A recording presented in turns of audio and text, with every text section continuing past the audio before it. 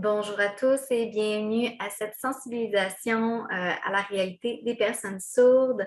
Ça me fait très plaisir de vous présenter un peu cette clientèle qui est la mienne. Donc, tout de suite, je vais passer à mon PowerPoint, ma petite présentation, pour vous accompagner dans ces nouvelles informations-là qui, je l'espère, pourront vous être utiles. Donc, allons-y tout de suite. Un peu trop loin. Je recommence. Donc, oui, sensibilisation à la réalité des personnes sourdes. Je m'appelle Elisabeth Déhay, je suis éducatrice spécialisée au programme sourd de l'Institut Raymond Dewar, Centre-Sud de l'île de Montréal. Donc, c'est moi qui vous parlerai un petit peu aujourd'hui de ma clientèle.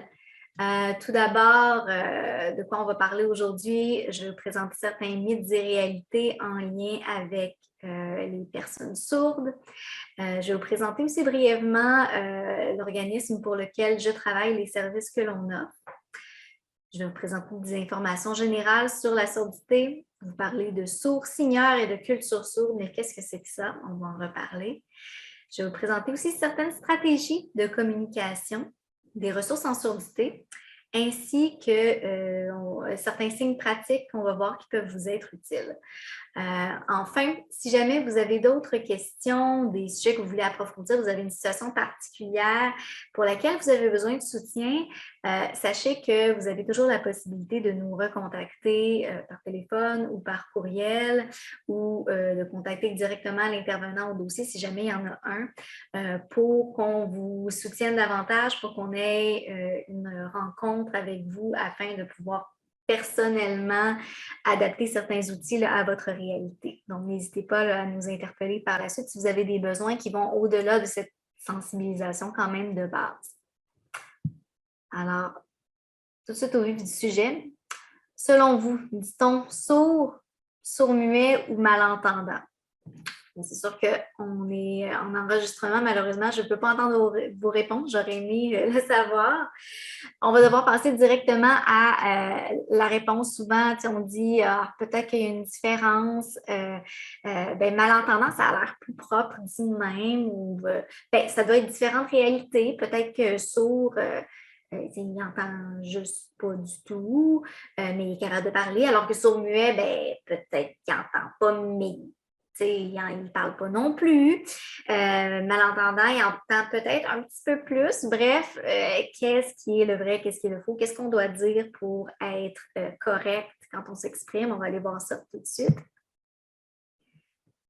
Alors, la réponse, c'est qu'il n'y a pas un terme en particulier qui est à utiliser uniquement. Ça dépend de beaucoup de choses. Je dirais que le plus grand facteur d'influence, c'est l'identité de la personne. Alors, comment elle se perçoit, quel terme elle préfère utiliser. C'est vraiment ça là, qui va déterminer... je peux pousser, qui va déterminer quel terme on va utiliser. Si vraiment il faut mettre une étiquette là-dessus, ça va être de demander à la personne qu'est-ce que tu préfères comme terme. Est-ce que tu préfères que je dise sourd, malentendant? Souvent, une personne qui s'exprime en langue des signes va préférer le terme sourd, j'entends pas mal, je suis sourd, c'est mon identité, versus une personne qui est capable de bien lire sur les lettres, qui utilise le langage oral, va souvent préférer le terme malentendant. C'est une question d'identité, mais l'inverse pourrait tout aussi être vrai. Donc, ça ne va pas avec un degré d'audition ou avec une capacité de parler particulière. C'est vraiment, ça dépend de chaque personne. Personne sourde aussi pourrait être un bon terme. Là, vous voyez qu'on a dans le coin sourd et muet qui est un terme un peu mis de côté. Mais sachez que sourd-muet, ça a déjà été le bon terme et ça pendant des années et des années. On a des vestiges de ça, par exemple à Montréal, où on a des grands bâtiments sur lesquels sont gravés Institut des sourds-muets de Montréal, Institut des sourdes-muettes. C'était le bon terme. On se disait, il n'entend pas, il ne parle pas. Et voilà, sourd-muet. Avec le temps, les personnes sourdes ou malentendantes, tout dépendamment du terme qu'on utilise, en sont venues à préférer qu'on délaisse ce terme-là. Ils se sentaient offensés souvent par sourd et muet. Parce que, puis ils ont tout à fait raison, ils en viennent à dire, OK, je suis sourd, j'entends pas, mais je ne suis pas muet. mon appareil phonatoire, il fonctionne, ma voix, elle fonctionne, je suis capable de rire, je suis capable de crier, de pleurer. Je n'ai peut-être pas accès à la parole comme mode de communication principal, mais ça ne fait pas de moi quelqu'un qui est muet. Donc, on peut garder le sourd, mais on met de côté le muet. Sincèrement, moi, dans ma pratique, je n'ai jamais rencontré une personne qui avait une déficience auditive profonde et également des problèmes au niveau de la voix qui font en sorte qu'elle n'est pas du tout capable de l'utiliser. Ça peut peut-être exister, mais c'est clairement pas la majorité, là, pas assez pour qu'on en vienne à dire que sourd-muet est le terme qui décrit le mieux cette clientèle-là. On le met de côté. Ça risque de toute façon d'offenser les personnes qu'on essaie de catégoriser. C'est pas une bonne idée. Donc, rapidement, je vous présente d'où je viens. Je travaille pour l'Institut Raymond Dewar, plus spécifiquement le programme SOUR. Donc, qu'est-ce que l'Institut Raymond Dewar? C'est un centre plurirégional de réadaptation spécialisé et même surspécialisé en surdité et en communication. Donc, on a vraiment une particularité là, au niveau provincial. On est vraiment je pourrais dire ça, une petite sommité quand même en termes de communication, troubles de langage, audition également. On est aussi la seule infrastructure publique là, qui contient un programme spécifiquement pour les personnes sourdes qui s'expriment en LSQ, langue des signes québécoise. Donc, on est vraiment particulier. On a une belle panoplie de professionnels qui travaillent pour cette clientèle-là. Donc, on est amené aussi à travailler en collaboration un peu partout avec différents centres de réadaptation de par notre expertise. Voilà. Notre clientèle, d'ailleurs, pour préciser, programme SOUR, notre clientèle est composée quasi exclusivement de personnes qui s'expriment en langue des signes québécois. C'est vraiment notre particularité. Notre but, c'est d'offrir des services de réadaptation adaptés dans leur langue maternelle, donc la langue des signes québécoise. C'est un petit peu particulier aussi. Je dirais que pas loin de 99,9% de ma clientèle sont des personnes qui s'expriment presque exclusivement en langue des signes québécoise. Donc, toute l'intervention se fait dans cette langue. Lorsqu'on a des collègues, par exemple, qui ne sont pas bilingues avec la langue des signes, ils doivent fonctionner avec des interprètes qui font la traduction, ils doivent l'apprendre également. Donc, on est vraiment fait pour cette clientèle-là. C'est vraiment... notre mission, c'est vraiment de leur offrir des services dans leur langue et en respect avec leur culture. Donc, ceci étant dit, pour ce qui est de notre programme SOUR et des services qu'on offre, on a une première ligne. Hein. Vous savez que dans les CLSC, il y a des services de première ligne, un peu un accueil psychosocial où une personne entendante peut se rendre et puis obtenir des services, soit avec ou sans rendez-vous, mais vraiment, c'est comme la porte d'entrée. Mais on a un peu la même une chose qui est similaire, toujours en réadaptation, surdité évidemment, où est-ce qu'une personne sourde peut se présenter sans rendez-vous du lundi au vendredi, le matin de 8h30 à midi et l'après-midi de 1h à 4h, sauf le mardi après-midi où on est en réunion. Mais bref, ces personnes-là peuvent se présenter en sans rendez-vous chez nous. On a toujours un intervenant de garde qui est prêt à les rencontrer pour leur offrir différents types de soutien. Donc, suivi court terme, gestion de crise aussi, une personne qui est en crise et qui a besoin d'aide imminente, psychosociale, on peut la recevoir. Souvent, c'est de l'accueil et de l'orientation. La principale aide qu'on offre, c'est de l'aide à la communication. Souvent, c'est des personnes qui ont besoin qu'on les soutienne, ils ont reçu du courrier, qui ne comprennent pas, ils ne savent pas les démarches qu'ils ont à faire, nous, on peut les aider, ils ont besoin de soutien pour faire un appel. Ils veulent faire certaines démarches, puis c'est très complexe, ils ne connaissent pas exactement bien les procédures. Des fois, on ne les sait pas non plus, mais à deux, on peut rechercher sur Internet, on peut essayer de voir ensemble jusqu'où on peut les aider. Puis également, c'est la porte d'entrée. Donc, s'ils veulent d'autres services avec d'autres professionnels qui sont plus en deuxième ligne, c'est également là qu'ils nous en font la demande. Donc, la demande qui provient du client. C'est autre chose aussi, une particularité, c'est qu'on fonctionne vraiment avec leur désir de réadaptation. Jamais on va forcer une personne à obtenir des services chez nous. Ça va être toujours en lien avec sa demande, sa motivation, ce qu'elle souhaite travailler. C'est autre chose aussi, on ne fait pas de prise en charge. On n'a pas de personnes sourdes qui vont être attitrées à un intervenant à vie qui va régler tous ses rendez-vous, qui va s'organiser pour que elle fasse sa vie puis gérer tous les appels pour elle. Ça n'existera pas. On fait des services de réadaptation, là, comme on voit en deuxième ligne, où est-ce qu'on a un objectif clair de réadaptation, puis pendant, ça peut aller jusqu'à quelques mois, quelques années, tout dépendamment de si on a encore des objectifs de réadaptation puis qu'on travaille encore là-dessus. Mais éventuellement, le but, c'est que ces services-là finissent lorsque l'objectif est atteint. Si on cherche un service de maintien dans le très long terme sans avoir nécessairement de compétences à acquérir, on n'est pas le bon service pour ça. On est vraiment en réadaptation. Première ligne, ça, ils peuvent sincèrement venir nous voir aux besoins ponctuels. Donc, je n'ai pas besoin vraiment de réadaptation. Il n'y a pas d'objectif que je veux travailler particulièrement, mais là, en ce moment, j'aurais besoin d'aide pour me trouver un logement. Là, je viens de recevoir une lettre du chômage pour que je fasse des appels puis que je remplisse des trucs. Ils peuvent venir nous voir ponctuellement quand ils en ont besoin. Donc, pour revenir, ça c'était la première ligne. Pour en venir à la deuxième ligne, donc, comme je disais tout à l'heure, de la réadaptation avec rendez-vous, peut-être suivi moyen-long terme, mais toujours avec des objectifs de réadaptation. Donc, on a aussi un service des aides techniques qui, lui, va se trouver plutôt dans l'Institut Raymond Devoir parce que ça s'adresse autant aux personnes sourdes plutôt qu'aux malentendants. Donc, on a un service des aides techniques qui, lui, se charge de soutenir les personnes sourdes dans leur réception d'aide technique, de contrôle de l'environnement, d'aide de suppléance à l'audition. Mais qu'est-ce que c'est que tous ces mots-là? Qu'est-ce que ça veut dire? En fait, ça fait référence au fait qu'une personne sourde pourrait être en sécurité dans son domicile puis avoir accès aux informations dont elle a besoin lorsque l'audition n'est pas là. Elle a souvent besoin de technologie particulière.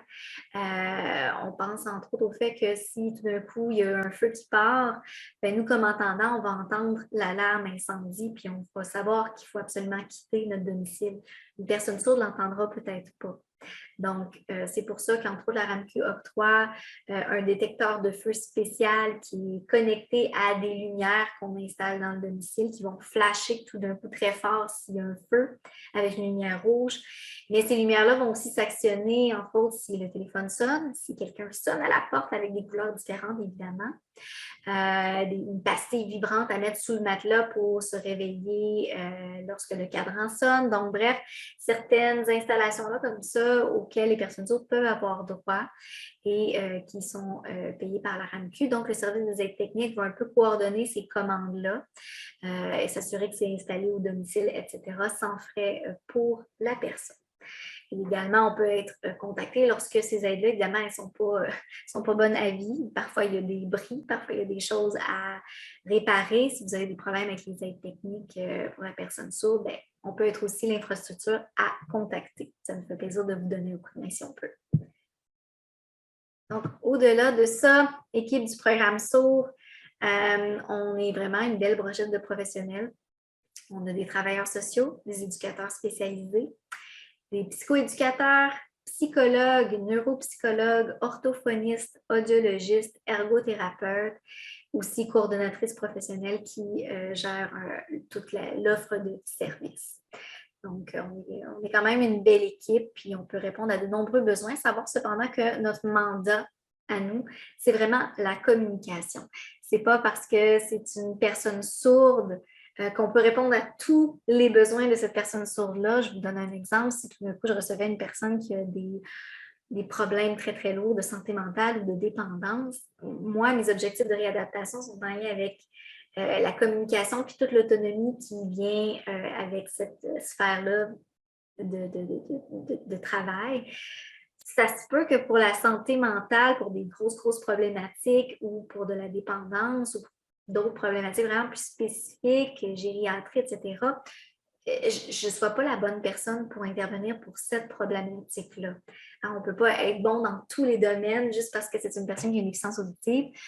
Donc, si jamais vous êtes mêlé à savoir est-ce que l'IRD peut m'aider, est-ce que le programme SOUR peut desservir cette personne-là en lien avec ses besoins, sentez-vous à l'aise de nous contacter, puis on pourra en discuter, voir jusqu'où on peut aller, parce que même si ce n'est pas nous qui offrons le service, par exemple, je donnais l'exemple d'une personne qui a des troubles cognitifs, puis qui aurait besoin plutôt de services en gériatrie, bien, on peut vous aider quand même à faire le pont avec une autre infrastructure, par exemple un CLSC ou d'autres services qui, eux, pourront répondre aux besoins. Et nous, par la suite, on peut donner un coup de main pour sensibilisation à la surdité, donner un coup de main aussi à ces professionnels-là pour savoir comment intervenir auprès d'une personne sourde, faciliter la communication avec la personne sourde également. Donc, sensibiliser les professionnels pour leur enseigner certaines stratégies de communication. Bref, ce sont des choses qu'on peut faire. N'hésitez pas à nous interpeller. On regardera ensemble jusqu'où on peut aller, puis qu'est-ce qu'on peut faire pour vous donner un coup de main. Ça nous fait plaisir. Donc, ça ressemble un petit peu à ça là, pour notre offre de service au programme sourd.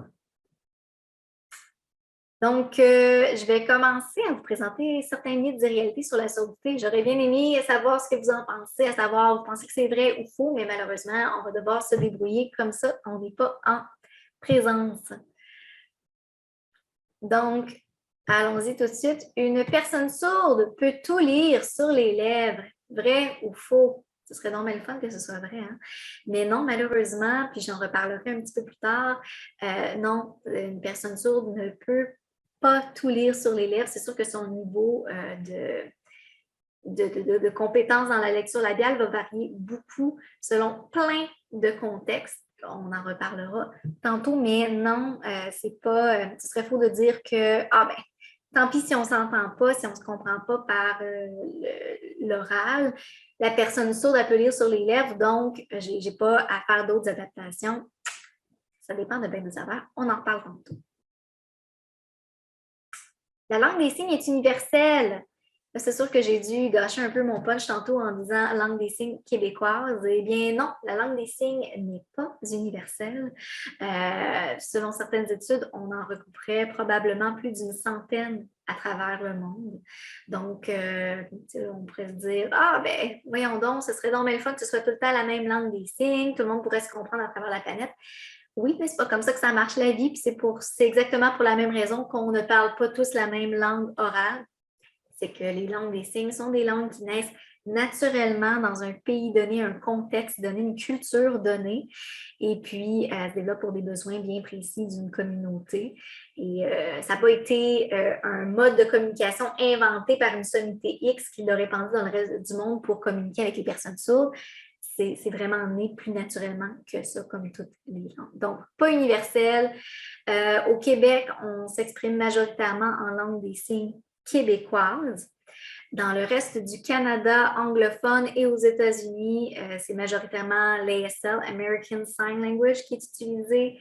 En France, c'est la langue des signes française qui est encore plus différente de la langue des signes québécoise que l'American Sign Language. Donc, ça varie énormément à travers le monde.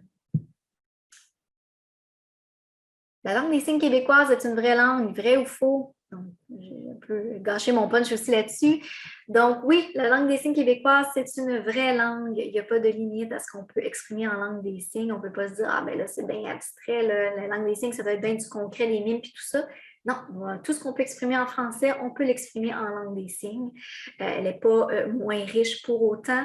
Elle a toute sa grammaire, son système linguistique.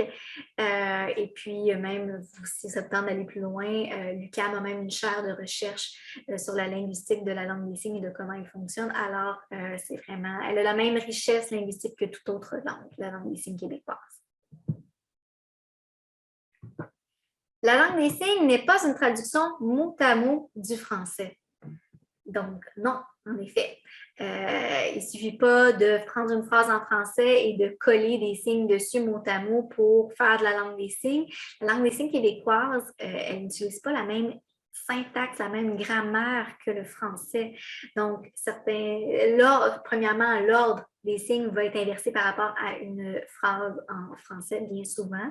Mais c'est un autre mode linguistique aussi. Nous, on connaît plus le mode oral, mais le mode visuel a aussi ses propres particularités. On peut superposer des éléments sémantiques, ce qu'on ne peut pas nécessairement toujours faire avec le français. Donc, non, on ne peut pas simplifier à dire que si je connais des signes, je vais les mettre sur une phrase en français, ça va marcher. On ne peut pas. Lorsque je parle à une personne sourde, je dois exagérer l'articulation des mots. On pourrait se dire ça, on veut tellement communiquer avec la personne, on veut tellement lui faciliter la compréhension qu'on va se mettre à faire plein de simagrées pour essayer de se faire comprendre mieux. Mais la vérité, c'est que c'est souvent pas aidant. Hein? Une personne sourde ou malentendante, toute sa vie durant, a vu des lèvres bouger avec une amplitude régulière. Lorsque nous, on déforme notre visage à faire des grands mouvements comme ça pour essayer de se faire comprendre, c'est pas plus clair pour la personne, ça risque même de l'être moins. Donc, amplitude régulière, marmonner comme ça, c'est pas nécessairement utile, mais avec une amplitude régulière, c'est quand même la meilleure façon là, d'aider la personne à lire sur nos lèvres. Puis, ça vaut aussi pour le fait de parler plus fort. On se dit, elle m'entend pas bien, je vais parler plus fort. Ben non, parce que plus fort ne veut pas dire nécessairement plus clair. Donc, parler avec une voix bien portante, bien, quand même avec un bon son. Pas se mettre à chuchoter. Mais en même temps, pas se mettre à parler comme ça, c'est pas plus aidant finalement. Puis, ça vaudrait aussi l'articulation, la voix.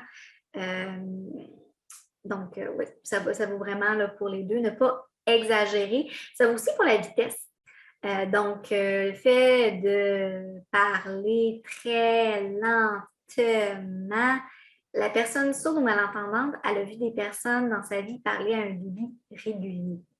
Donc, si on se met à trop ralentir le discours, c'est pas plus clair. Évidemment, on ne se transforme pas en Louis-José Hood. C'est un vrai cauchemar pour une personne qui essaie de lire sur les lèvres que de parler trop vite. Mais avec un débit régulier, on a plus de chances de se faire comprendre finalement. Autre mythe ou réalité, une personne sourde peut écrire sans problème. C'est un peu embêtant. Je n'ai pas de vrai ou faux à donner là-dessus parce que ça peut tellement varier.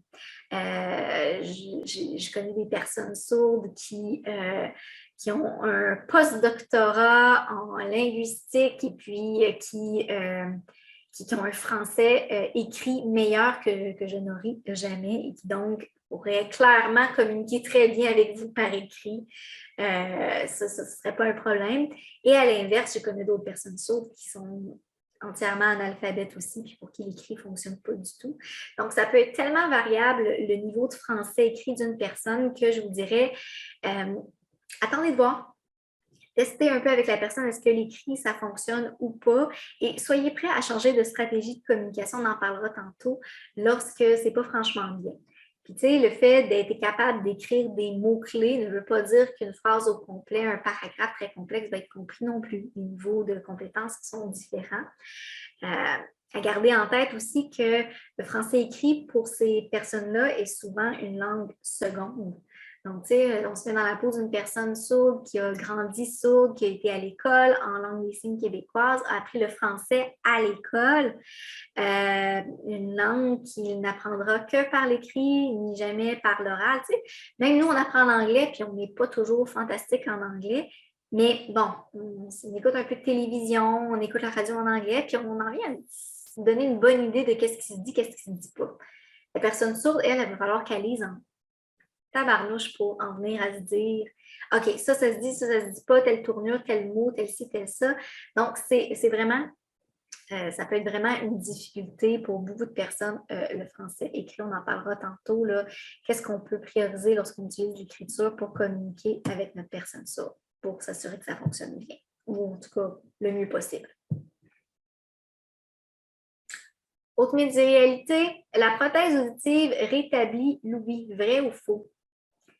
Non. La prothèse auditive, les implants cochléaires peuvent être des technologies qui aident énormément nos personnes sourdes ou malentendantes dans leur compréhension de l'oral. Mais qu'importe la technologie puis à quel point elle est bien, elle est avancée, elle ne rétablira pas l'ouïe. Donc, une personne sourde ou malentendante garde sa déficience auditive, même si elle a des prothèses et tout ça. Donc, ne pas se dire en voyant une personne qui a une prothèse auditive, ah ben, j'ai pas besoin d'adapter plus mon langage, elle m'entend, pas nécessairement, puis peut-être pas tout non plus. La pensée des personnes sourdes est limitée, vrai ou faux? Non. Pourquoi pas? Non, il n'y a, pas de limite à la pensée des personnes sourdes. C'est pas parce qu'on les comprend à moitié qu'ils pensent à moitié. Ils ont les mêmes désirs, les mêmes pensées que nous. C'est sûr qu'une personne sourde peut également avoir des difficultés associées. On peut avoir une personne sourde qui a un trouble de langage, une personne sourde qui a une déficience intellectuelle, une personne sourde qui vit avec un trouble du spectre de l'autisme. Donc, c'est des difficultés additionnelles qui peuvent faire en sorte que la personne sourde que vous rencontrez a certaines capacités qui sont plus limitées, mais ce n'est pas en lien avec la surdité elle-même.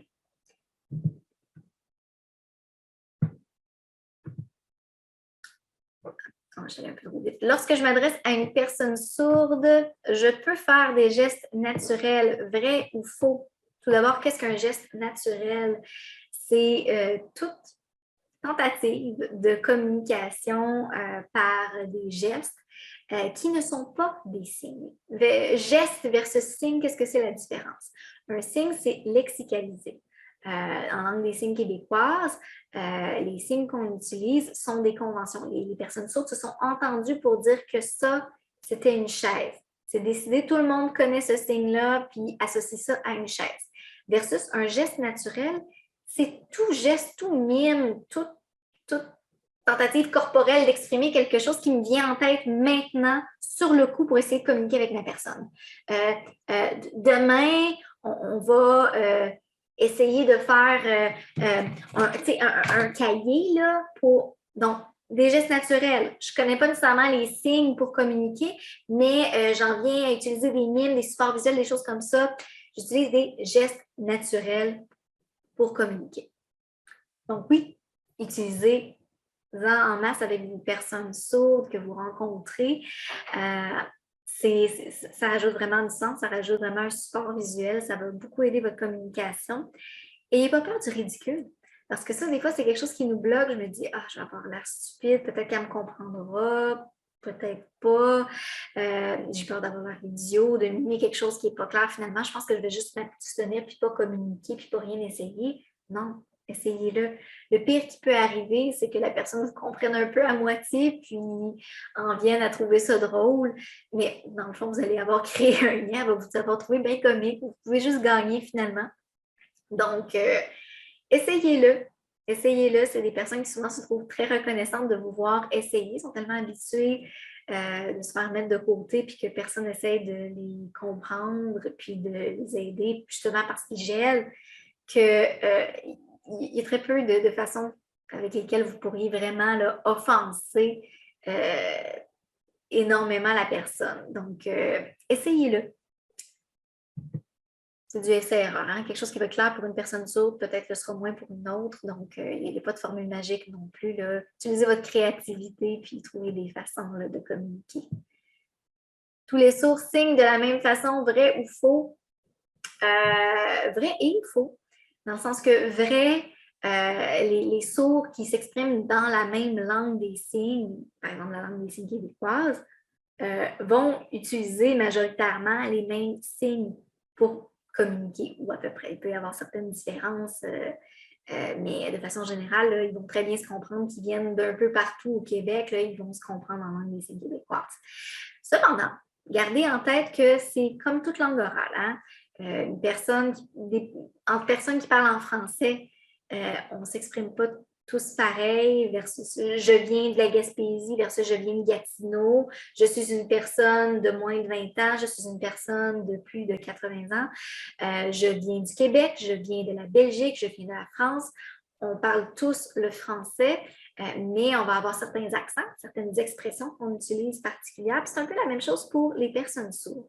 Donc oui, il y a des accents en langue des signes. Ils peuvent choisir un signe plutôt qu'un autre, une expression plutôt qu'une autre.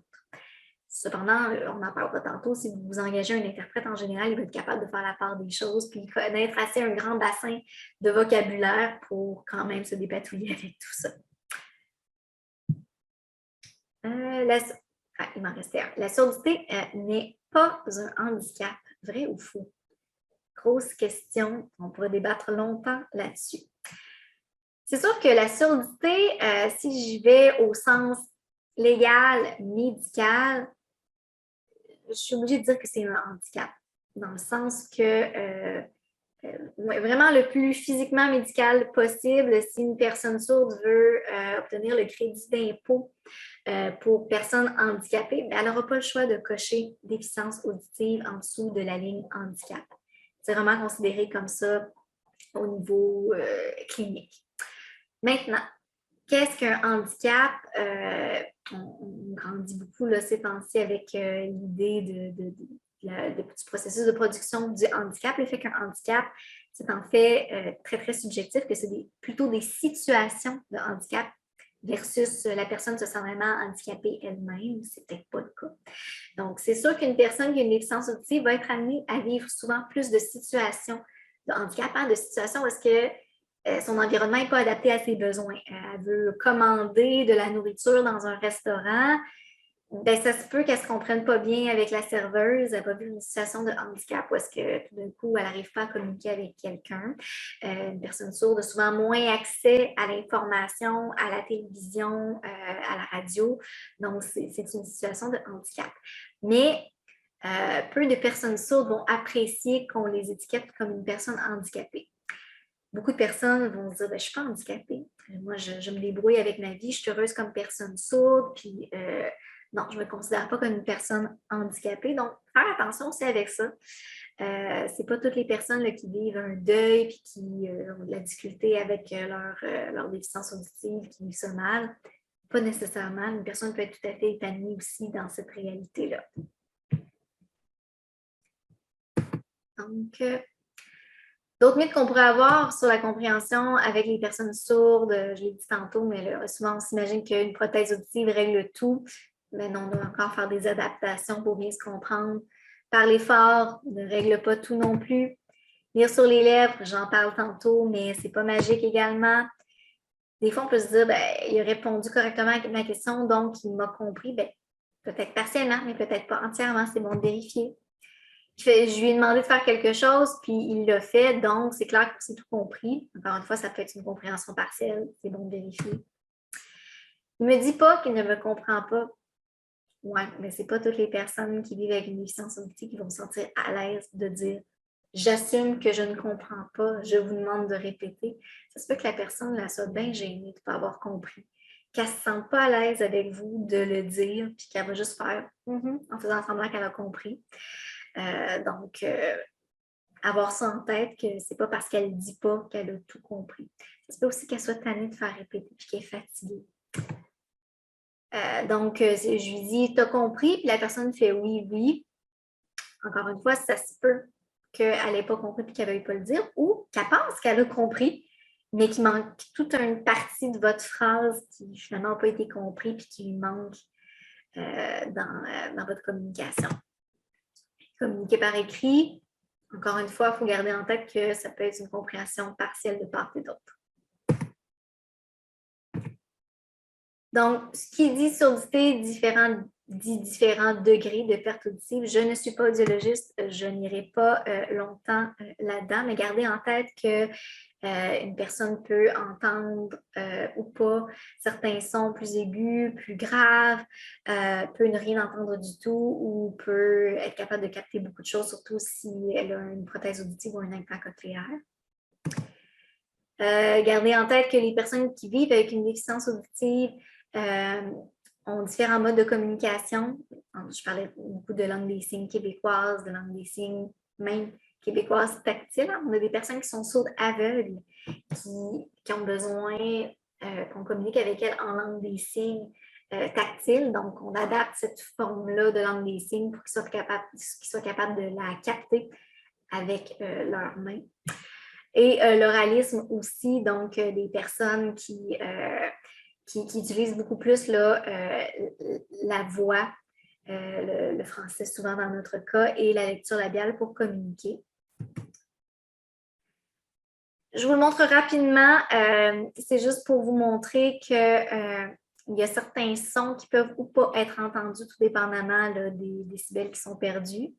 Gardez en tête que la zone orange, elle ne peut pas être perçue. Donc, les sons de la parole à voix normale. Si la personne qui a une déficience auditive sévère, elle ne porte ni appareil auditif ni équipement cochléaire. Donc, ce n'est pas parce que ma personne sourde, elle a entendu la tondeuse qu'elle est capable de m'entendre lui parler de son rendez-vous chez le médecin la semaine prochaine. Lecture labiale, on en parlait tantôt. On disait que c'était pas magique, mais jusqu'à quel point? Je dis souvent aux gens, on se met dans une situation, on s'imagine, on est devant une personne qui, elle, est en arrière d'une vitre insonorisée. On voit cette personne-là bouger ses lèvres, elle parle, mais on ne sait pas de quoi. On n'a pas de sujet, on n'a pas de support visuel ni de geste. On ne l'entend pas du tout, du tout, du tout. Mais on est le meilleur lecteur labial du monde entier. Là, on est super compétent, on est habitué de le faire. Je demande aux gens, vous pensez qu'on est capable de capter quel pourcentage du message? Le pourcentage, finalement, va peut-être vous étonner. 30 30 Et pourquoi 30 on était les meilleurs en lecture labiale. Comment ça se fait qu'on est juste capable de capter ça? Bien, c'est que si on ne garde que les lèvres qui bougent puis qu'on n'a aucune autre information que ça, oui, 30 et c'est tout. Même si on est très, très bon. C'est sûr que lorsque la personne elle a un reste auditif, qu'elle est capable d'en capter un peu, lorsqu'il y a des gestes naturels qui sont rajoutés à ça, des supports visuels, lorsqu'on sait de quel sujet on est en train de parler, bien là, c'est sûr qu'on a pas mal plus d'indices, puis notre pourcentage, il va augmenter. Mais encore faut-il qu'on mette en place ces stratégies-là pour ajouter de l'information visuellement. Donc, pourquoi est-ce que la lecture labiale, c'est si difficile en elle-même? Pourquoi on n'est pas capable d'en capter plus que ça si on n'a pas d'autres informations? On va aller voir ça. Tout d'abord, il y a des sons invisibles. Si on se remet avec que, ge, si on enlève là, la voix, ça se passe au fond de la bouche. Je peux difficilement, très difficilement percevoir ça juste avec une lecture labiale. Donc, il y a certains sons tout d'abord qui sont presque impossibles à lire sur les lèvres. Ça, c'est une difficulté. Des mots sosies. Si je dis pain, bain et main, puis j'enlève ma voix, impossible de savoir lequel si je ne connais pas le sujet. Donc, pour les personnes sourdes et malentendantes, ça peut être vraiment un gros défi d'essayer de capter ça, de quoi on est en train de parler. Toujours être en train de deviner. Ça, c'est autre chose. Nos personnes sourdes puis malentendantes sont tout le temps dans ce jeu de devinettes-là. OK, ben, j'ai manqué ce mot-là, mais bon, pain, pain, bain, main. Bon, là, ben là, on est en train de parler de cuisine. Ça doit être pain. Bon, OK, on continue avec ça. Mais c'est toujours d'être en train de se questionner. Donc, les mots sosies rajoutent une certaine difficulté à la lecture labiale. Rapidité d'élocution. Il y a des personnes qui s'expriment très, très vite, donc ça peut être difficile pour nos personnes qui ont une déficience auditive de lire sur les lèvres. La fatigue reliée à l'effort, je le disais tantôt, ce fameux jeu de devinettes-là, c'est épuisant pour nos personnes sourdes ou malentendantes. Toujours être en train de deviner. Puis si la personne, pendant les 30 premières minutes de notre entretien, là, elle est capable de bien nous comprendre, ça va bien, bien, ça se peut qu'à la fin, après une heure et demie, tout d'un coup, son pourcentage de compréhension il diminue grandement. C'est épuisant. Fait que ça se peut que ce soit une bonne idée, là, après un certain temps, de demander à notre personne, est-ce que tu veux qu'on reporte, est-ce qu'on continue, veux-tu prendre une pause? Juste pour qu'elle soit capable un peu de se reposer, c'est vraiment une grosse gymnastique mentale de faire tous ces devinettes-là. Aussi, les adaptations à laquelle la personne doit faire face. Les lèvres ne sont pas toujours claires et accessibles. Des fois, il y a des barbes. Une personne qui peut avoir un accent particulier à laquelle elle n'est pas habituée. Si une personne sourde, elle a vu des lèvres québécoises bouger toute sa vie, puis tout d'un coup, rencontre une personne française avec un accent auquel elle n'est pas habituée, donc des mouvements de lèvres qui vont être aussi différents. Ça se peut que ce soit très difficile à capter tout d'un coup. Les mouvements de tête aussi, le meilleur exemple, c'est qu'on a un élève qui est en classe, puis le professeur se met à dire « Bon, donc c'est important pour le prochain examen que vous fassiez ça de telle façon. » Tout le monde a compris? Parfait. Ben, j'espère que l'indication au tableau était claire parce que notre personne qui a un peu de reste auditif, ben, elle ne va pas avoir pu aller chercher l'information sur les lèvres. On peut manquer beaucoup d'informations. Puis, tu sais, même nous, on n'y pense pas toujours. On est en train d'utiliser notre matériel. On se penche pour aller chercher quelque chose. On se tourne. Il faut faire attention que nos lèvres, elles demeurent accessibles à la vision de la personne. Connaissance partielle du français. Donc, que ce soit parce que c'est une personne qui est immigrante et qu'il y avait une autre langue orale qui était parlée à la maison, ou même nos personnes sourdes qui ont appris la langue des signes québécoise comme langue maternelle, qui ont appris juste le français à l'école, en essayant de lire un peu sur les lèvres, en lisant du français, ben, ça se peut que ce soit difficile de lire sur les lèvres. Changement de locuteur et position. Hein, notre personne sourde malentendante, elle est dans un groupe. Puis là, tout d'un coup, quelqu'un s'exprime. Et puis, avant même qu'elle s'en rende compte, c'est le tour de quelqu'un d'autre de rajouter quelque chose. Le temps qu'elle fasse le changement de locuteur puis qu'elle regarde cette personne-là qui s'exprime, c'est déjà rendu à l'autre locuteur. Elle vient de tout manquer le message. Donc, c'est pour ça qu'en groupe, c'est super important d'indiquer qui s'exprime quand puis de respecter les tours de parole pour permettre à la personne vraiment là, de pouvoir faire son changement de locuteur puis faire le focus sur d'autres lèvres. Donc, si la lecture labiale, c'est pas magique, on complète le sens avec quoi? Avec du visuel. Donc, toutes les stratégies sont bonnes, sincèrement, tant que c'est plus clair pour la personne. L'expression, hein, avec nos personnes sourdes, surtout le fait de mettre de l'emphase sur certaines expressions sans évidemment devenir un clown qui exagère trop, là. Mais mettre l'emphase sur certaines expressions faciales, ça rajoute beaucoup de sens pour nos personnes sourdes. C'est très, très aidant. Des gestes naturels, c'est pas grave si on n'est pas bilingue avec la langue des signes, c'est pas ce qui est attendu de nous. Mais le fait de pouvoir utiliser des gestes naturels, des idées là, de mime, de support, etc., qui peuvent nous venir en tête, c'est très aidant pour aider à la communication. Des pointés, hein? C'est pas nécessairement le geste qui doit être priorisé par rapport aux autres stratégies de communication. Si, oh mon Dieu, je ne sais pas comment mimer un formulaire, ben, si j'ai le formulaire là, sur la table, je vais juste le pointer. Si je ne connais pas, si je ne sais pas comment dire la femme de ménage, mais que la femme de ménage est là, je peux la pointer directement. Là, on cherche ce qui est le plus facile, le plus accessible et c'est tout. Support visuel aussi, utiliser des images. J'en parlerai tantôt, là, mais une méchante belle technologie qu'on a maintenant. Au bout de nos doigts, on est capable d'aller sur Google Images et de rechercher à peu près n'importe quoi. On veut dire à la personne comment se déplacer du point A au point B sur Google Maps. Je ne sais pas comment dire école, trampoline. Ben, je m'en vais directement sur Google Images chercher une image. Puis ça peut être bon. Utiliser des supports visuels, ça peut être aussi bon, tout dépendamment là, du niveau de compréhension de notre personne, puis de si on va l'avoir avec nous pour du long terme, si nos interactions sont dans le concret du jour après jour, ben, des pictogrammes, des images pour supporter notre communication avec la personne, ça peut être une très, très bonne idée. Évidemment, tout dépendamment du niveau de notre personne, c'est pas une bonne idée non plus de l'infantiliser puis de trouver des images très enfants. On peut trouver des pictogrammes tout à fait adéquats pour une clientèle adulte aussi. Le contexte, donc le fait de préciser au moins de quoi on est en train de parler. On parle de cuisine. Ouais, fait que c'est ça. Fait que ton pain, comment ça a été ta recette? Ben, c'est sûr que ça ne fera pas de magie pour une personne qui n'entend presque pas. Mais ça va au moins lui donner un indice supplémentaire si elle essaie de lire sur les lèvres, là, de savoir de quoi on parle. Ça réduit aussi là, toutes ces possibilités de devinette pour essayer de savoir ce qu'on est en train de dire. Si au moins on sait de quoi on est en train de parler, bien, ça élimine plein d'options. Ça peut aider. L'écriture, bonne idée.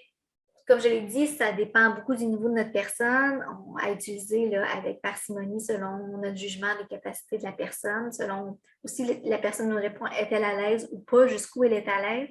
Si on utilise l'écriture, puis qu'on ne sait pas trop c'est quoi le niveau de la personne, idéalement, surtout dans les débuts, avant de connaître son niveau, là, utiliser des mots-clés concrets.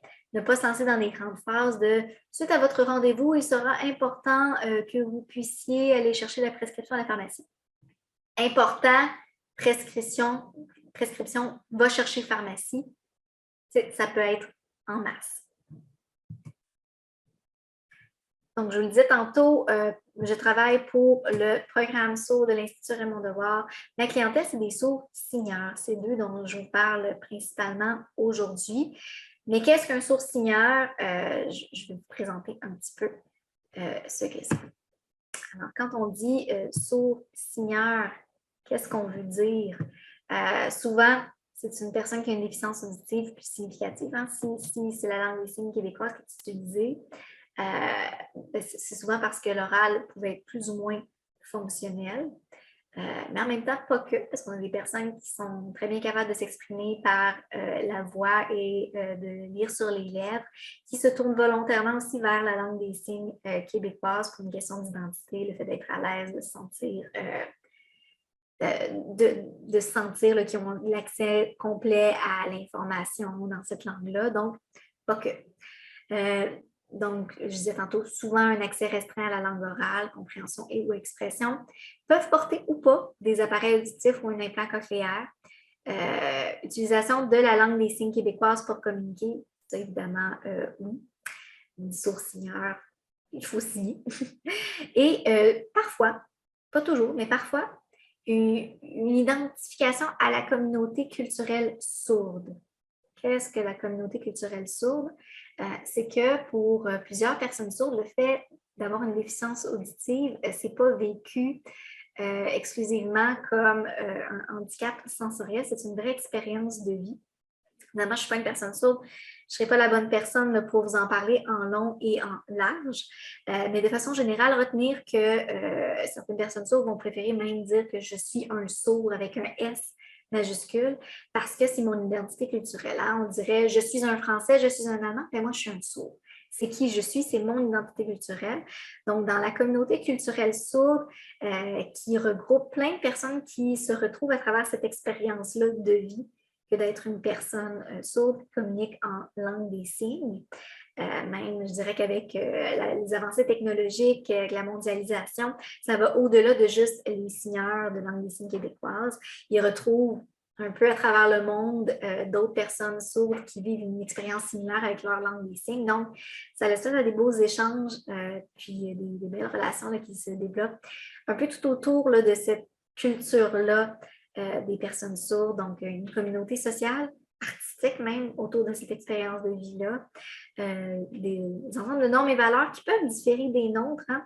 Donc, gardez en tête que l'intervention avec une personne sourde, ça peut avoir certaines particularités, puis que c'est pas parce que c'est différent de nous que c'est nécessairement irrespectueux puis qu'on doit s'en offenser. Donc, gardez ça en tête avec des aspects évidemment linguistiques qui sont liés à la langue des signes. Comme je vous disais, je n'irai pas en long et en large, je ne voudrais pas tomber dans les stéréotypes de culture sourde. Si vous avez la chance d'interagir avec des personnes sourdes, vous pourrez un peu vous faire mieux une idée, là, puis pouvoir leur poser des questions sur ce qu'ils considèrent être inhérent à la culture sourde. Mais de façon générale, quelques exemples très, très rapides. Culture sourde, souvent fierté de l'appartenance culturelle et l'identité sourde. Fierté aussi de la richesse de la langue des signes. Hein? Ils sont très, très fiers de leur langue, de ce qu'elle leur apporte, de la richesse de cette langue-là, de tout comment elle fonctionne. Donc, c'est pas vécu pour tout ce cas-là comme une perte ou un deuil, cette surdité-là. Ça peut être vraiment une source de fierté et d'identité. Donc, par exemple, on va dans la bande dessinée. Alors, ton papa, il n'entend rien du tout? Ben non, il est sourd. Je suis désolée. Vous ne connaissez pas du tout la langue des signes? Non, pas du tout. Oh, je suis désolée. Donc, peut-être pour eux même, souvent, c'est nous qui sommes en train de manquer quelque chose à ne pas vivre cette expérience culturelle-là d'être une personne sourde. Donc, le garder en tête, ce n'est pas nécessairement un deuil. Une personne peut vivre ça comme un deuil, d'avoir une déficience auditive, mais ça peut aussi avoir ouvert la porte à cette autre part-là de leur identité dont ils sont très fiers. Moi, je connais bien des personnes sourdes à qui je leur dirais Hey, écoute, je viens de découvrir une nouvelle médication, là, tu le prends aujourd'hui, là, tout de suite, là, puis c'est sans effet secondaire, sans négatif, et tout d'un coup, bing, magie, tu deviens entendant. Tiens, prends-la. J'en ai une méchante gang qui me répond, mais il n'est pas question. Hey, une personne sourde, c'est qui je suis bien avec qui je suis. Je ne voudrais pas être différent de ce que je suis bien avec moi-même. Une personne sourde, même limite, là, je vous envie pas les personnes entendantes. Moi, j'ai la paix, j'ai ma culture, j'ai mon identité, j'ai ma communauté, je suis bien là-dedans. Je ne voudrais pas être différent de ce que je suis. Ça peut être une vision aussi là, de cette expérience de vie-là. Autre, autre petit exemple souvent de culture sourde, les sourds sont souvent directs et préfèrent qu'on le soit aussi. Donc, direct ne veut pas dire impoli, ne veut pas dire irrespectueux, mais entre autres, la langue des signes, les langues des signes sont des langues très, très visuelles, très, très concrètes, très, très directes. Des choses pour lesquelles nous, on tournerait longtemps autour du pot puis qu'on essaierait d'utiliser plein de façons d'adoucir la pilule. C'est souvent pas quelque chose qui marche avec les personnes sourdes. Ils vont, oui, ça peut être choquant ce qu'on a à leur dire, mais ils vont préférer ça souvent de beaucoup à ce qu'on tourne autour du pot puis que ce soit pas tant compréhensible ce qu'on est en train de dire. Puis même, ça pourrait être perçu comme hypocrite, le fait qu'on dise des choses, mais qu'on veuille dire autre chose. Les personnes sourdes, entre elles, sont très directes, très claires. Et puis, ils préfèrent aussi qu'on le soit également. C'est souvent vu comme une marque de respect et ça inspire la confiance. Donc, par exemple, dans la bande dessinée, on voit, bon, c'est une rétroaction chez un entendant. La dame, elle a fait venir un peintre chez elle pour faire des travaux. C'est comme ça qu'elle l'aborde. Vous faites un super boulot, mais bon, le découpage ne me satisfait pas. Peut-être que si vous faisiez un deuxième sablage, la peinture adhérerait de façon plus uniforme, mais dans l'ensemble, ça paraît bien. Qu'est-ce qu'elle veut lui dire? Elle veut lui dire qu'elle aimerait ça qu'elle refasse les choses parce qu'elle n'est pas satisfaite du travail. Nous, entre entendants, c'est un peu ce qu'on se dirait pour ne pas blesser la personne, puis passer le message de façon respectueuse. Chez les sourds, c'est souvent beaucoup plus clair que ça. Le découpage est mal fait. Recommencer, s'il vous plaît. Donc, des fois, comme entendant, on pourrait se sentir offusqué que la personne sourde nous parle aussi directement. Puis, en même temps, quand on a des nouvelles à leur dire, on essaierait de tourner un peu autour du pot. Essayons d'être le plus honnête tout en étant respectueux et plein de tact avec nos personnes sourdes. Puis aussi à garder en tête qu'il y a certains sujets qui sont tabous chez les entendants qui ne le sont pas pour les personnes sourdes. Ils vont parfois être plus à l'aise à discuter de certaines choses que nous. Puis inversement, il y a des sujets avec lesquels ils sont moins à l'aise. Donc, je ne pourrais pas partir en gros détail là-dessus, mais à garder en tête qu'il peut y avoir des différences culturelles aussi à ce niveau. Donc, comment on communique avec une personne sourde si on n'est pas bilingue avec la langue des signes? Puis même si on est bilingue avec la langue des signes, c'est souvent des stratégies qui sont bonnes.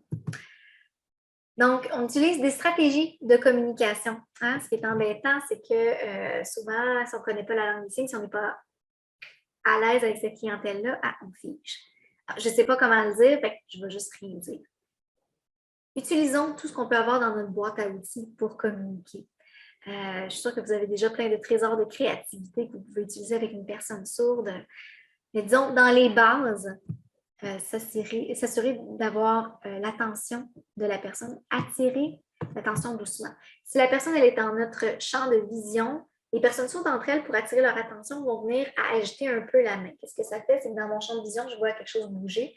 Je vais en venir à regarder la personne. Puis là, tout d'un coup, j'ai son attention, on peut communiquer. Parce que c'est sûr que si elle ne nous regarde pas et qu'on fait n'importe quel simagrée, ben, ça ne sert strictement à rien. Donc, si on est dans le champ de vision, le fait d'agiter la main, c'est une bonne façon respectueuse d'entrer en relation.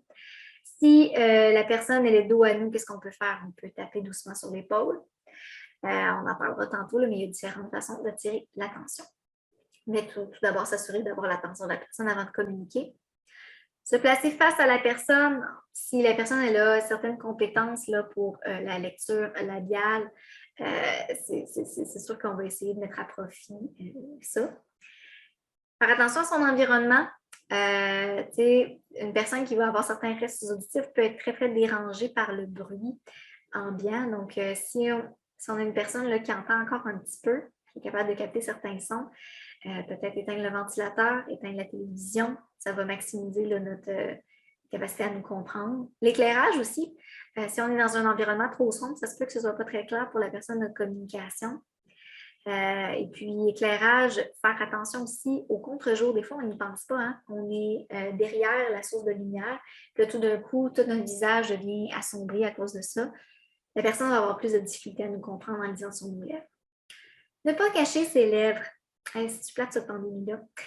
Donc, la pandémie de la COVID, j'espère que c'est tout fini, mais bref, a fait en sorte qu'on devait mettre des masques pour cacher nos lèvres, puis c'était un vrai cauchemar pour nos personnes sourdes.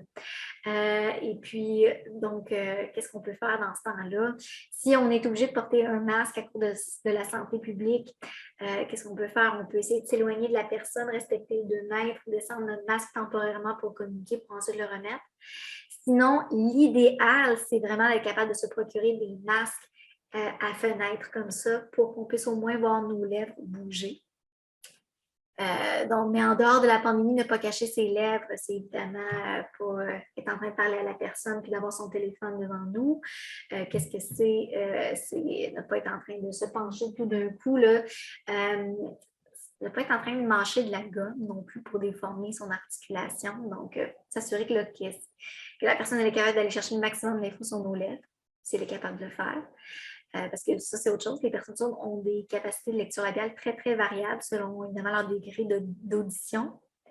Mais aussi, est-ce que la personne, elle a reçu beaucoup de services en orthophonie? Est-ce qu'on lui a appris à lire sur les lèvres ou pas? Est-ce que la personne, elle a une compétence naturelle pour faire ça ou pas du tout?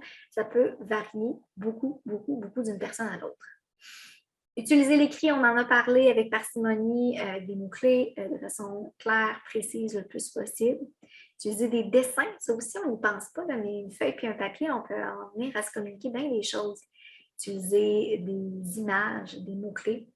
Utiliser une application ou des images sur Google, on en a parlé, mais une application aussi qui peut être intéressante lorsque la personne sourde a un bon niveau de français. C'est certaines applications, je pense que c'est Voice to Text, entre autres, qui fait ça, mais je pense qu'il y en a plusieurs aussi. L'application sur laquelle on appuie sur un bouton, puis on est en train de parler, puis tout d'un coup, ça se convertit en texte, puis on peut montrer à la personne. Fait que ça peut être une bonne idée si la personne a un bon niveau de français. Écrire là, sur des notes comme ça, si on n'a pas un crayon puis un papier, puis écrire des mots-clés à la personne, bonne idée également. Dans les applications, c'est sûr qu'on peut aussi, là, maintenant, avec la technologie, communiquer avec des applications là, de conférences vidéo, que ce soit Zoom, Skype, etc. Mais bon, il faut être capable de comprendre un peu la personne juste avec ça, sans interprète pour que ce soit fonctionnel. Utiliser des gestes naturels, on en a parlé. Pensez au regard et au non-verbal qui sont super importants. Tout d'abord, le regard. Si je vous parlais de personnes qui vivent avec un trouble du spectre de l'autisme, je ne vous dirais pas ça, mais avec la clientèle sourde, le fait de regarder dans les yeux, c'est souvent considéré comme une marque de respect. Ça inspire la confiance, très, très souvent, parce que tout l'univers, toute la communication passe dans cette espèce de cadre-là. Donc, les personnes sourdes, quand elles communiquent entre elles, se regardent dans les yeux. Donc, souvent, c'est une bonne idée de faire de même avec notre personne. Faire attention au non-verbal, parce que des fois, on n'y pense pas et on fait des expressions qui peuvent être mal interprétées par une personne sourde, particulièrement si elle a vécu des expériences où elle a été souvent mise de côté, ou est-ce qu'elle a vécu de la discrimination. Elle peut rapidement en venir à penser que c'est une situation qui est en train de se répéter. Je vous donne un exemple. Je suis avec ma collègue devant ma personne sourde, puis ma collègue me dit une blague, puis je trouve que c'est niaiseux ce qu'elle vient de me dire, fait que je roule les yeux. Mais la personne sourde, elle n'a pas nécessairement entendu la joke, puis elle peut se dire que mon roulement d'yeux est directement lié à elle. Mon Dieu, j'ai-tu été inadéquat? Elle est en train de me rejeter, je suis en train de la déranger. Bref, ça peut aller rapidement aussi, donc faire attention à notre non-verbal. C'est des informations qui manquent à la personne, on ne voudrait pas non plus l'offenser.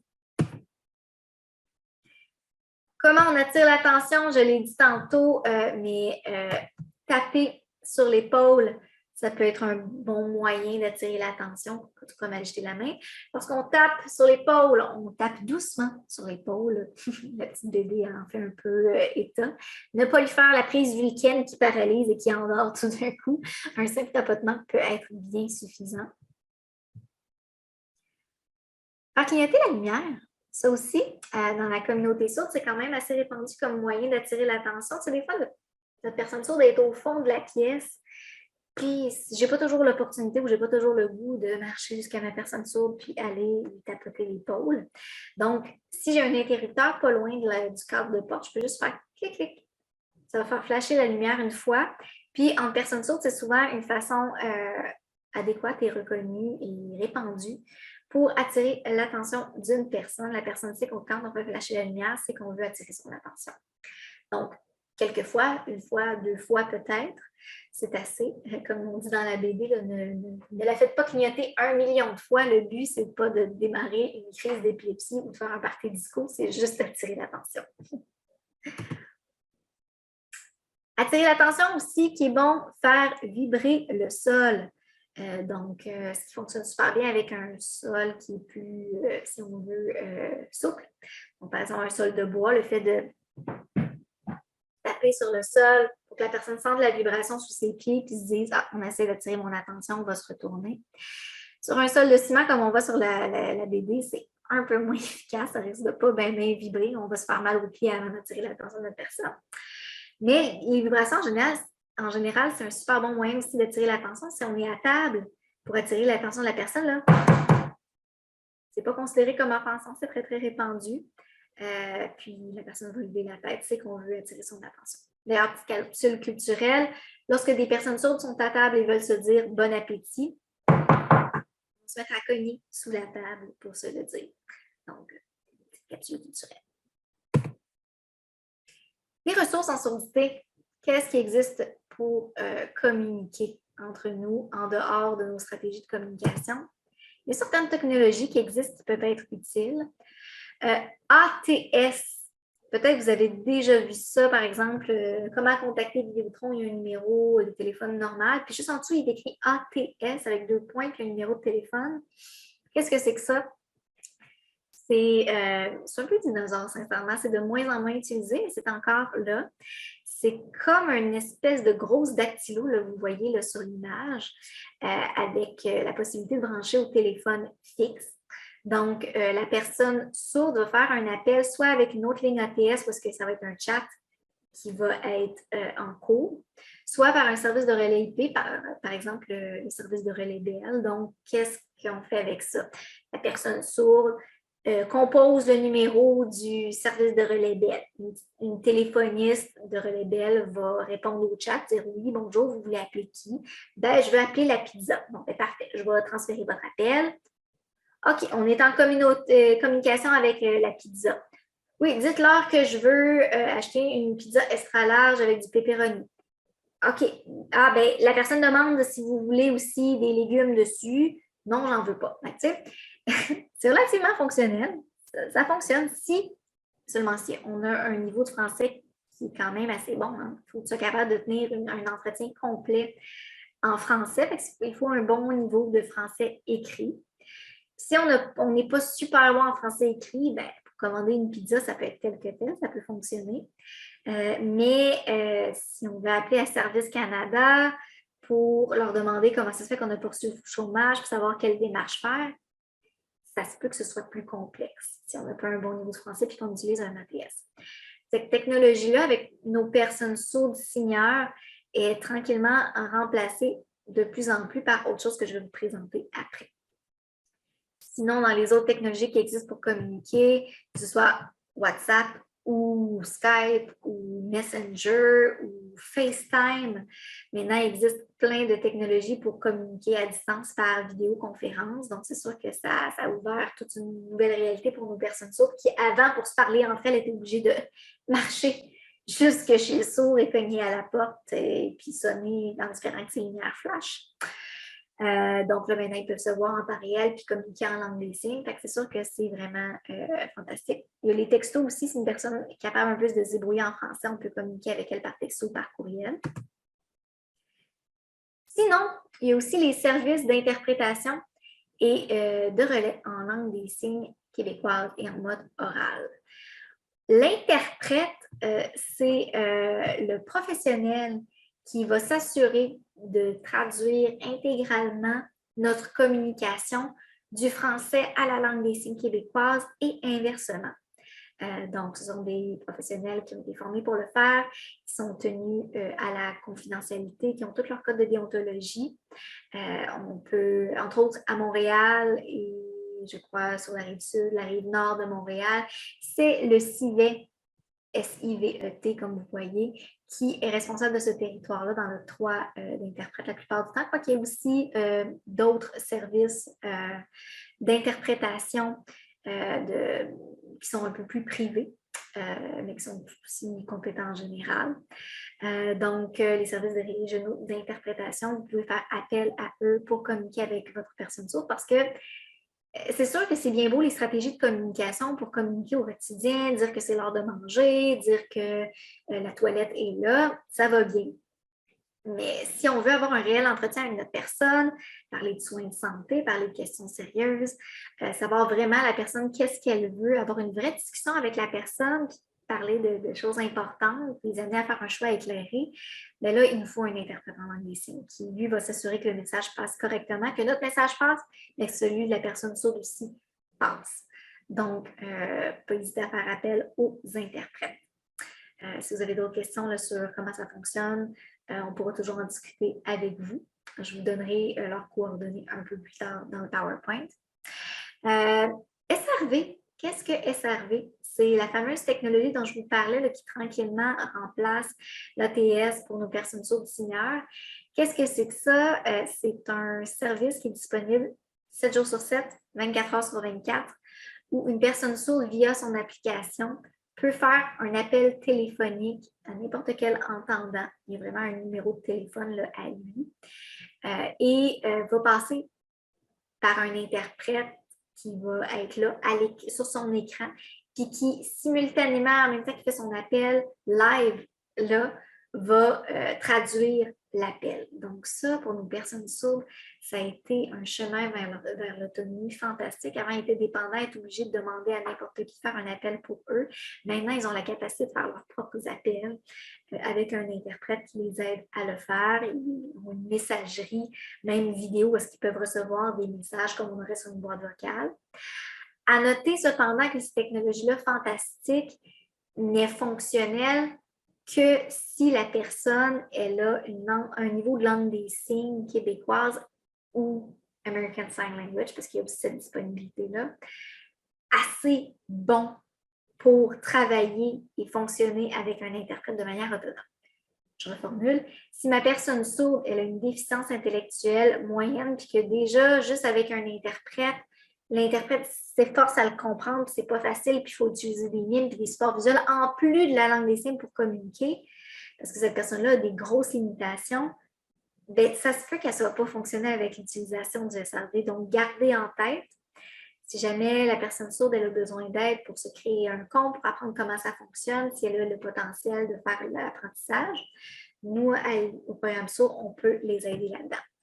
Je vais tout de suite vous montrer à quoi ça peut ressembler. J'ai une petite vidéo. Écoutez, ça, vu qu'on est en partage d'écran, ça se peut que ça bug un petit peu, mais au moins, ça va vous donner une idée d'à quoi ça peut ressembler.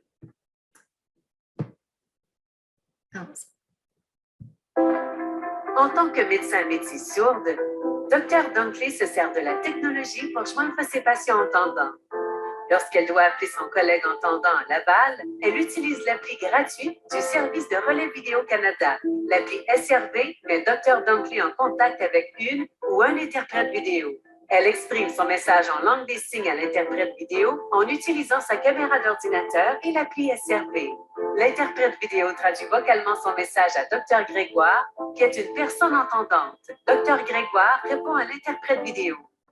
L'interprète vidéo écoute sa réponse et la traduit en signe pour Dr. Dunkley. Elle répond à son collègue et le remercie. Elle aide les Canadiens et SRV Canada l'aide dans les 2 langues officielles. Si vous recevez un appel SRV, ne raccrochez pas. Cela pourrait être le docteur Dunkley qui vous appelle. Pour en savoir plus, ne raccrochez pas.ca. Ne raccrochez pas au docteur Dunkley. Donc c'est ça, comme je disais, ils ont aussi leur propre numéro de téléphone. Donc, nous, comme entendants, on est capable de les appeler à partir de n'importe quel téléphone aussi. C'est juste que quand on va les appeler, on va entendre « Bonjour, vous êtes sur SRV Canada, vous êtes en contact avec une personne. Dès qu'un interprète disponible sera là, on va vous en aviser. » Donc, parfois, s'il y a une liste d'attente, on peut attendre peut-être 3 minutes avec un interprète solidaire, mais c'est super efficace. Et c'est gratuit aussi pour toute personne sourde.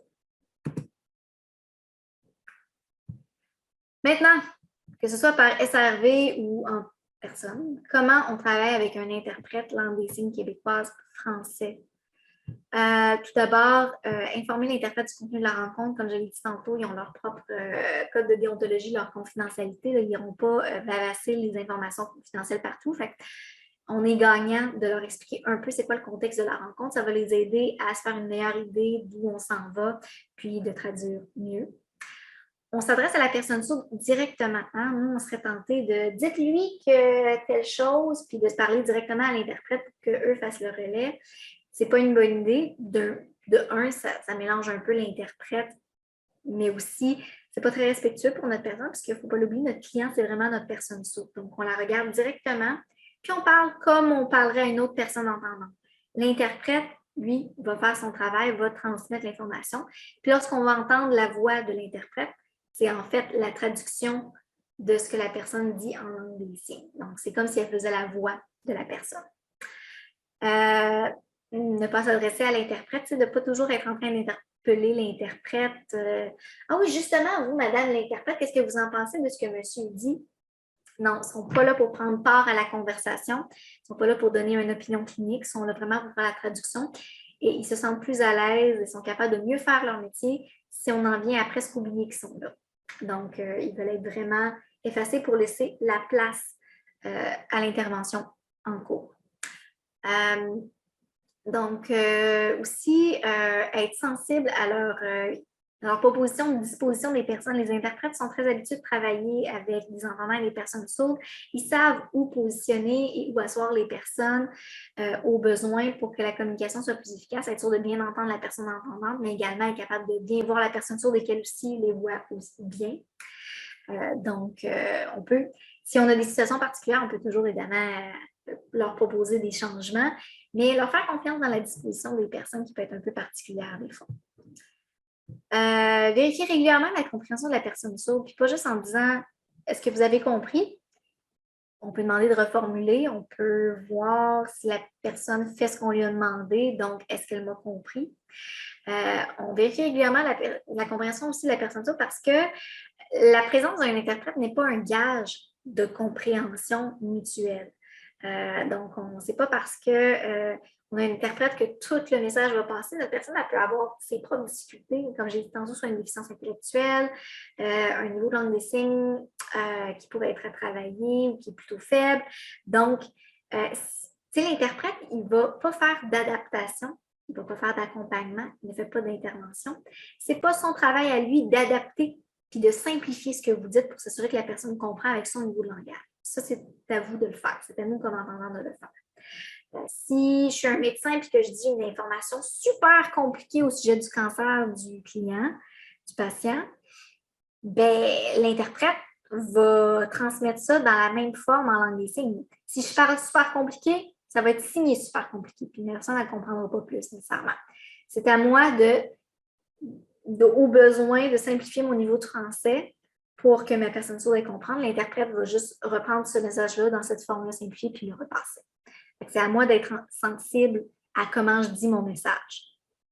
Puis l'interprète n'est pas non plus un intervenant. Si la personne elle a besoin d'un accompagnateur à son rendez-vous médical parce qu'elle a d'autres difficultés, je ne peux pas nommer l'interprète responsable que la personne rentre, qu'elle soit à l'heure, qu'elle s'organise, que l'interprète de prendre des notes sur les prochaines prises de sang à faire. Ce n'est pas la job de l'interprète. L'interprète vient, traduit, c'est tout. Si on a besoin d'un accompagnateur, on fait venir un autre intervenant en plus. tantôt on le disait, là, parler directement à la personne sourde par respect et pour faciliter son travail également. Donc, on engage la conversation avec la personne sourde et pas avec l'interprète. Des ressources pour apprendre la langue des signes, parce que je vais vous montrer certains signes de base aujourd'hui. Mais si vous voulez aller plus loin, vous avez également la possibilité de le faire. Il existe 2 applications, le Dico LSQ, qui, là, je ne sais pas si mes informations seront à jour au moment où vous visionnerez la capsule, mais qui peuvent être disponibles sur Android et Apple. Il y a une version gratuite moins complète, puis une version complète qui est payante. L'app LSQ qui est sur Apple.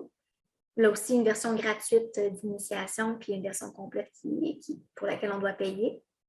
Si vous êtes vraiment motivé et que vous voulez aller encore plus loin, vous pouvez prendre des cours de LSQ à l'Institut Raymond Dewar, où là, c'est une personne sourde qui vous enseigne sa langue maternelle. Souvent, c'est un peu comme un cours qu'on prendrait là, dans un centre de loisirs, c'est-à-dire c'est peut-être 2 heures, quelques heures comme ça par semaine, un soir ou un jour. Il y a plusieurs horaires de disponibles. Et puis, on suit du vocabulaire prédéfini. On fait des examens parce qu'on doit passer des niveaux, niveau 1 à 6. Puis là, on a une certification qui vient avec ça, c'est chouette dans un CV, mais aussi c'est le moyen là, de devenir le plus fluide en langue des signes. C'est là qu'on va le plus loin. Je rajouterai à ça, qui n'est pas dans le PowerPoint, mais si vous voulez, vous avez aussi la possibilité de participer, si vous êtes en contact avec une personne sourde, que ce soit dans votre travail ou dans votre vie personnelle, de participer à des ateliers de langue des signes québécoise, qui est un service particulier, qui est comme une version un peu plus pratique, où on a peut-être plus de stratégies de communication, puis il y a moins de vocabulaire, c'est vraiment lié là, au concret de tous les jours. Donc, des ateliers de langue des signes auxquels vous pouvez aussi participer gratuitement. Vous pourrez vous en enquérir là, auprès du programme, si jamais ça vous intéresse. Savoir cependant que c'est quand même un investissement de temps, c'est souvent sur 1 an. Donc, à voir si vous avez cette possibilité-là de vous engager pour un temps particulier. Dictionnaire réseau aussi, qui est un livre que vous pouvez acheter souvent dans les librairies, ça peut être accessible. 48 $ pour les membres, 58 pour les non-membres. Savoir aussi qu'il y a un DVD là-dedans où on peut voir les personnes faire les signes. C'est un beau petit dictionnaire de vocabulaire simple, évidemment. C'est fait pour l'enfant et les familles. Évidemment, ça ne peut contenir tous les signes de la langue des signes, mais ça nous donne quand même quelques signes utiles communs. Donc, avec des photos illustrées de comment faire le signe, ça peut être une bonne idée là, si on veut être un peu autodidacte. Je finirai tranquillement la présentation avec certains signes pratiques, à savoir que vous pouvez demander d'avoir un aide-mémoire de ces signes-là qui vous soit envoyé là, avec des photos de personnes qui font les signes, si jamais vous voulez vous en rappeler. Ça va me faire plaisir de vous envoyer ça. L'alphabet et les chiffres, souvent, on commence l'enseignement avec ça, mais pour le gain de notre formation, ça irait un peu trop loin, ce serait un peu trop long. Donc, je vais plutôt vous encourager, là, si vous demandez l'aide-mémoire et que ça vous intéresse, à regarder vous-même quelles sont les lettres de l'alphabet et quels sont les chiffres, puis de les apprendre par vous-même. Ça peut vous être utile. Les chiffres et l'alphabet, ça peut être très chouette, surtout lorsqu'on ne sait pas c'est quoi le signe pour, je ne sais pas moi, chaise. Comment tu signes ça? Chaise, C-H-A-I-S-E. Ah oui, chaise, ok, c'est bon. Ça peut nous sauver la peau quand on est mal pris. Mais également, c'est important d'apprendre les lettres si on veut être capable de se présenter, parce qu'on va devoir épeler notre prénom. Donc, je vous encourage à le faire sur votre propre temps. Je n'irai pas dans l'alphabet et les chiffres aujourd'hui. On commence plutôt avec des signes pratiques du quotidien. Tout d'abord, bonjour. Bonjour. Donc, probablement que ça date d'une époque où est-ce que les beaux messieurs faisaient un salut avec leur chapeau. Bonjour. Ça va? Le pouce en l'air.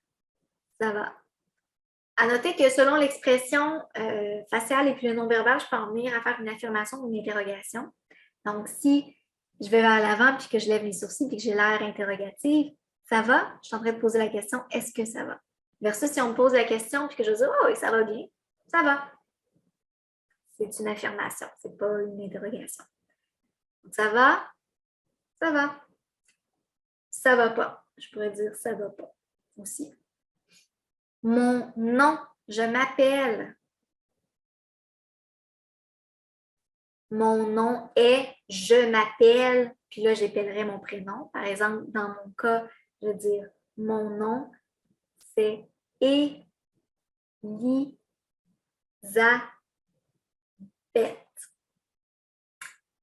Donc, à savoir que, encore une fois, petite capsule culturelle, les personnes qui interagissent avec des membres de la communauté sourde ou qui sont des personnes sourdes elles-mêmes, souvent vont avoir un nom en signe. Donc, ce serait pas réaliste, ce serait pas efficace d'être tout le temps en train d'épeler les noms de tout le monde. Donc, j'étais avec Martine, puis là, elle m'a dit que Jean lui avait dit ça, mais là, Martine, elle doutait de ses bonnes intentions. Ça n'aurait pas de sens. Donc, chaque personne souvent a un signe. Par exemple, moi, je m'appelle Elisabeth. Si je rencontre une personne sourde pour la première fois, je vais être obligée d'épeler une première fois Elisabeth. Mais par la suite, je vais dire, je m'appelle Elisabeth. Mon signe, c'est ça. Elisabeth. Pourquoi? Parce que moi, j'ai des petites taches de rousseur juste ici qu'on ne voit pas très bien à l'écran. Donc, c'est ma façon de m'identifier. Donc, entre des personnes sourdes qui me connaissent et qui parlent de moi, ils vont dire, ben, tu sais, je suis allée chez Elisabeth, c'était bien plaisant, on a mangé je ne sais quoi. Ça va être ça. Donc, peut-être même que la personne sourde avec qui vous interagissez, elle a déjà un nom en signe, ça pourrait être intéressant de poser la question, puis même peut-être vous allez finir par en avoir un aussi. Mais évidemment, c'est pas le même signe pour toutes les Elisabeth du monde. Moi, c'est le mien parce que j'ai des taches de rousseur, mais une autre Elisabeth, ça pourrait être ça. Donc, c'est vraiment en lien avec moi. Ça peut être, le signe peut être choisi en lien avec un signe physique, un brin de beauté, une forme particulière du visage. Ça peut être aussi un trait de caractère, quelqu'un, je sais pas, quelqu'un qui se fâche tout le temps, puis ça peut devenir ça son signe, on ne sait pas. Ou alors des circonstances particulières, l'appartenance à une famille, les choses qu'on aime, nos passions. Ça peut être beaucoup de choses qui nous identifient. Voilà. Sinon, aider. Aider. Aider, c'est comme si j'avais ma main qui était toute faible et puis j'ai besoin d'un soutien qui peut l'amener vers le haut. Aider. Je peux aussi un peu le conjuguer. Donc, de l'aide. Tu m'aides. Veux-tu m'aider? Je t'aide. Est-ce que tu veux de l'aide? J'aide cette personne, j'aide cette autre personne. J'aide, je n'aide pas. Ça, c'est autre chose. Souvent, en langue des signes, le fait de rajouter un nom de la tête va rajouter la négation sur le signe. Pas toujours, mais souvent, ça suffit. Puis même si ça ne l'était pas, ben, c'est déjà quand même pas si pire clair. Même si on fait une petite faute là, de grammaire, c'est pas grave. Là. Donc, rappelez-vous que sur un signe, on peut faire un nom de la tête, puis en général, ça va être compris comme étant la négative. Aider. Attendre. Attendre, ça a l'air de bien, mais c'est vraiment attendre. S'il vous plaît. S'il vous plaît. Merci. Merci. À ne pas confondre avec ça. Merci. Merci. Ça m'a fait plaisir parce que c'est bien beau. C'est bien beau qu'on nous dise merci, mais il faut savoir quoi répondre aussi. Donc, ça fait plaisir. Je pense que je vais. Je sais pas si je peux pas. Ah, tiens. Je vais être capable d'agrandir un petit peu. Ça va me donner un coup de main. Ça va vous faire peut-être un peu moins mal à la tête. C'est le maximum que je peux agrandir. Bon, c'est déjà ça. Donc, on dit merci. Qu'est-ce que je réponds? Ça fait plaisir. S'il vous plaît, on se rappelle que c'était ça. Ça fait plaisir, j'ai utilisé mes deux mains. Ça me fait plaisir. Notre forme de politesse. Excusez-moi. Je m'excuse. Excusez-moi.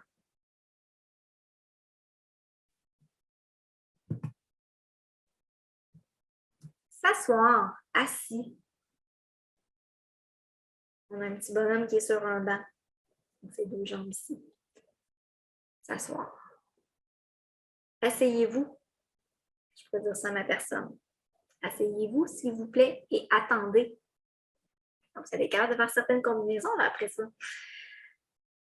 Regardez. Regardez. Ça, ce serait voir. Ça, ce serait regarder. À noter que regarder, il faut que je le dirige quelque part. Je ne peux pas juste dire regarde le ciel. Non, regarde le ciel. Regarde sur mon papier. Regarde la télévision. Regarde. Dans le fond, regardez, qu'est-ce que je demande à la personne? Je demande à la personne de poser ses yeux sur un objet en particulier, une personne en particulier, quelque chose. Donc, regardez. Je pourrais même dire regarde-moi. Regarde-moi. Fini. Quelque chose qui est terminé. Fini. Fini. Il y aurait aussi fini, qui pourrait être bon. Fini aussi. C'est fait, c'est fini. Comprendre. Comprendre. On fait une sorte de piche-note avec l'index et le pouce. Comprendre. Comprendre. Un peu comme dans les dessins animés, l'ampoule qui s'allume tout d'un coup. Comprendre. Ne pas comprendre. Hey, je m'excuse, j'ai pas compris. Comprendre, ne pas comprendre. Je peux même poser la question. As-tu compris? C'est compris? Non, c'est pas compris. Sourd. Sourd. Je vous ai dit tantôt que sourd-muet, c'était plus bon. N'empêche que le signe qui reste en ce moment dérive un peu de cette ancienne appellation-là. Donc, sourd. Mais au lieu d'être sourd-muet, c'est vraiment sourd sur le côté de la bouche. Entendant. Entendant. Donc, comme si on avait des ondes de son qui rentraient dans l'oreille. Entendant. Est-ce que toi, tu es sourd ou tu es entendant? Moi, je suis entendant. Des signes. Signes vers l'arrière. On a les index en l'air, puis on tourne vers l'arrière. Des signes. On pourrait dire aussi la LSQ. Lorsque vous apprendrez les lettres, vous verrez que ça fait LSQ. Toi, est-ce que tu signes? Oui, je fais la LSQ. Sinon, oui. Oui. Oui. Non. Non. Non. Avec mes 3 doigts qui viennent se fermer en bec de canard. Non. Oui. Non.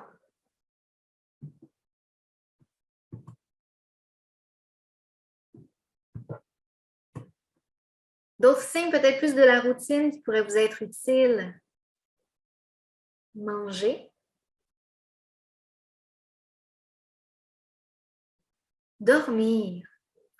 Donc, le signe le plus classique, ce serait dormir. Dormir. Mais si vous dites dodo, ce n'est pas la fin du monde. C'est pas, ça peut être correct aussi. Si c'est juste de celui-là que vous vous rappelez, utilisez celui-là. L'important, c'est de communiquer. Donc, dormir. Dodo. Aller quelque part. Venir. Revenir. Aller. Revenir. Toilette. Vous allez voir dans les lettres que vous allez apprendre, la lettre P, c'est un peu compliqué. J'ai besoin de mes 3 doigts ici, je ferme les autres. Je mets le pouce par en avant. Je descends mon majeur. Comme une espèce de drôle de chiffre 7, je ne sais pas comment l'expliquer. C'est la lettre P. On va venir mettre le majeur sur notre nez. Toilette. C'est aussi le même signe pour pipi. Toilette. Donc, aller aux toilettes. La douche. Douche. Ça pourrait être un bain aussi, mais disons la douche. Après. Après. Après. On va aller manger. Après, on va prendre notre douche. Puis après ça, on va aller dormir. Défendre, plus dans le sens de défendu, quelque chose qui n'est pas permis. On va y refaire un. Ça, c'est la lettre D. Vous allez le regarder dans vos lettres. D. J'ai besoin encore une fois de mes 3 doigts. Je vais prendre mon pouce, mon majeur, que je vais venir toucher ensemble, le D. Je vais venir coucher un peu ma main. Défendu. C'est défendu. Donc, manger à la toilette, c'est défendu, par exemple. J'essaie de reprendre le mot de vocabulaire que je vous ai donné. Défendu. C'est pas permis. Permettre, permis, avoir le droit de quelque chose. Encore une fois, je vais venir faire 2 P, comme je vous l'ai montré tantôt. Permis. Permis. Tu as le droit. Tu as le droit d'aller manger. Tu as le droit d'aller aux toilettes. Mais tu n'as pas le droit de manger dans la toilette. Défendu, tu n'as pas le droit. Permettre. Capable. Pouvoir, c'est le même signe. Être capable et pouvoir faire quelque chose. Je peux faire quelque chose, je suis capable. Je vais faire mes points comme ça que je vais refermer. Capable. Pouvoir. S'il te plaît, est-ce que tu peux aller t'asseoir? Puis attends. Merci. Capable. Est-ce que toi, tu es capable d'aller aux toilettes? Capable, pouvoir versus pas capable. Ne pas pouvoir, ça va être comme ça. Mon index qui vient toucher à mon nez. Pas capable. Je peux pas. Est-ce que toi, tu es capable d'aller aux toilettes? Ben non, je peux pas. Je suis pas capable. Vouloir. Vouloir. Vouloir. Je veux manger après aller dormir. Je veux quelque chose. Est-ce que toi, tu veux prendre ta douche? Oui ou non? Vouloir. Ne pas vouloir. Je vais venir prendre mes 3 doigts chacun des mains, puis je vais venir faire 2 non. Non, non, non. En diagonale, vers le bas. Non. Je veux pas. Je veux pas. Je veux pas. Tu veux prendre ta douche? Non, je veux pas. Je veux dormir. Il faut devoir faire quelque chose, être obligé, obligatoire. Il faut prendre ta douche et après aller dormir. Il faut attendre et s'asseoir.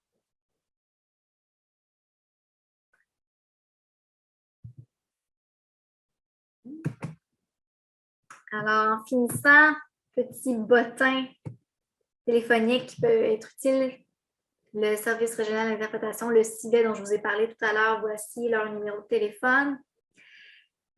Si jamais ils ne sont pas disponibles, vous pouvez toujours regarder, essayer de trouver des interprètes travailleurs autonomes dans le privé aussi. Peut-être qu'on peut vous pisser là-dessus si vous avez des difficultés. Il y a aussi le service de relais Bell, je vous en parlais tout à l'heure, le fameux ATS qu'on peut communiquer avec une personne qui a un ATS via le service de téléphonie de Bell, finalement, avec les ATS. Voici les coordonnées.